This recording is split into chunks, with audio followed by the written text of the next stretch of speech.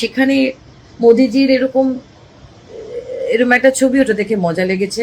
ছবি তুলতে এসেছিল, পোস্টারটা হাতে নিয়ে ছবি তুলেছি, আর দেখিও নি পোস্টারটাকে ঘুরিয়ে। সময় ছিল না, কারণ পুলিশের লাঠিচার্জ হচ্ছিল। টলিউডের এক অভিনেত্রী শ্রীলেখা মিত্র বিকৃত মানসিকতার একটি ছবি তিনি তুলে ধরেন এবং পোস্ট করেন। বহরমপুর থানায় এফআইআর করলাম এবং আমরা চাইব এর বিরুদ্ধে যেন সর্বোচ্চ সাজা হয়।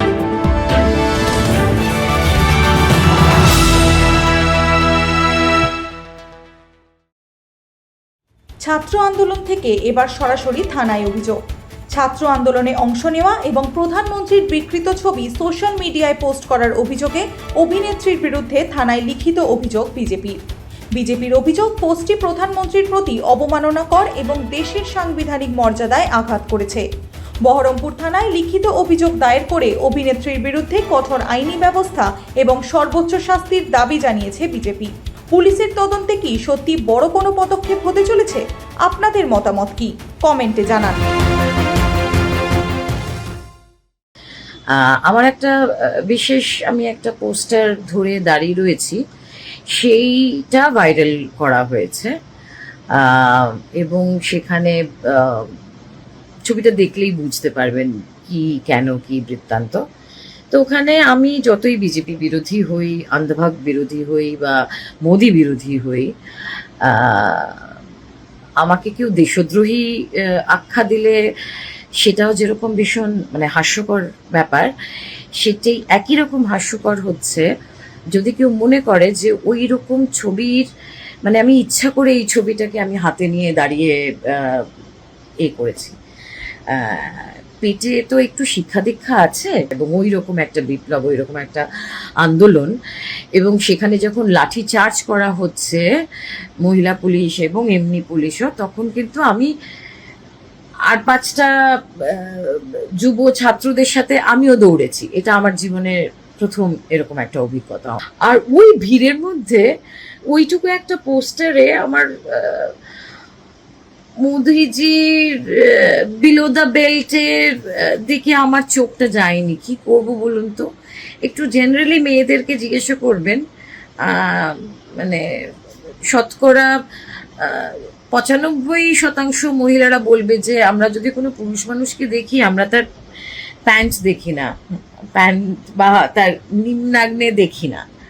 সুতরাং সেখানে মোদিজির এরকম একটা ছবি, ওটা দেখে মজা লেগেছে।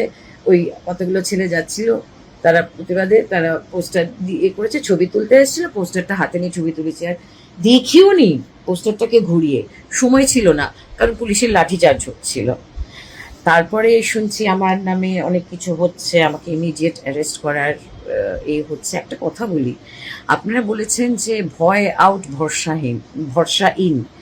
তা আপনারা তো মানুষের মধ্যে ভয় ধরানোর চেষ্টা করছেন। এমন শাস্তি দেবেন নাকি আমাদের মাননীয় মুখ্যমন্ত্রী যে 3 পুরুষ মানুষের মনে থাকবে, এরকম শাস্তি দেবেন? তো একটু শাস্তি আমি আপনার থেকে করছি যে আপনার যারা আত্মসহায়ক, যারা পরপর মৃত্যু মুখে মৃত্যু হয়েছে, আপনি তাদের আগে খুব কড়া আগে শাস্তি দিন। তারপরে আমাদের শাস্তি যদি মনে করে থাকে, অভয়া মঞ্চের যারা দেখেছেন তাকে, he is one of the forerunner amongst many. তো আমাদের রুচিতে বোধহয় ওইটা করা সম্ভবপর ছিল না।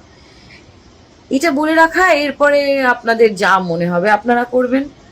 আমাকে যদি অ্যারেস্ট করার ইচ্ছা হয় করবেন, আমাকে ফাঁসিতে চড়ানোর ইচ্ছা হয় চড়াবেন। আবার একটা আন্দোলন হবে, আই এম শিওর আর একটা আন্দোলন হবে। আপনারা তৈরি তো? আমি তৈরি। গত 24শে জুলাই আমরা দেখতে পেলাম বামপন্থীদের ব্যানারে শিয়ালদা থেকে ধর্মতলা পর্যন্ত একটা মিছিল বের হয়। মিছিলটি কী উদ্দেশ্যে না, যন্তর মন্তরে যে শিক্ষার্থীদের আন্দোলন, নিট পেপার লিক নিয়ে তারা একটা মিছিল বের করে। কিন্তু আমরা সেখানে দেখলাম মিছিলে স্টুডেন্টদের পরিবর্তে জামাতি, বামাতি এবং রাষ্ট্রবিরোধীরা সেই মিছিলে সামিল হয়েছিল, এবং সেই মিছিলের মধ্যে সামিল হয়েছেন আমাদের বাংলার টলিউডের এক অভিনেত্রী শ্রীলেখা মিত্র, তিনি এক কুরুচিকর পোস্ট বলুন, ছবি বলুন, বিকৃত মানসিকতার একটি ছবি তিনি তুলে ধরেন এবং পোস্ট করেন, যেটা আমরা যারা রাষ্ট্রবাদী ভারতীয় জনতা পার্টির সৈনিক তারা মনে করি এটা রাষ্ট্রবাদীর বিরুদ্ধে একটি যুদ্ধ ঘোষণার সামিল, এবং আমাদের মাননীয় যশস্বী প্রধানমন্ত্রীর বিরুদ্ধে যে অবমাননাকর এবং কুরুচিকর পোস্ট করেছেন, তাতে আমাদের যারা রাষ্ট্রবাদী রয়েছি এবং ভারতীয় জনতা পার্টির যারা সৈনিক রয়েছি তারা প্রচণ্ড আঘাতপ্রাপ্ত এবং মর্মাহত হয়েছি। তারই বিরুদ্ধে আজকে আমরা বহরমপুর থানায় এফআইআর করলাম এবং আমরা চাইব এর বিরুদ্ধে যেন সর্বোচ্চ সাজা হয়। কারণ আমরা দেখতে পাচ্ছি বাক স্বাধীনতা মানুষের অধিকার, কিন্তু বাক স্বাধীনতা অধিকার মানে এ নয় স্বেচ্ছাচারিতা এবং রাষ্ট্রের বিরুদ্ধে কোনো স্লোগান তোলা বা রাষ্ট্রের বিরুদ্ধে যা মনে আসবো তাই বলে যাওয়া। এবং আমরা দেখতে পাচ্ছি যে টুকরে টুকরে গ্যাং এই সময় কিন্তু আবার জেগে উঠছে।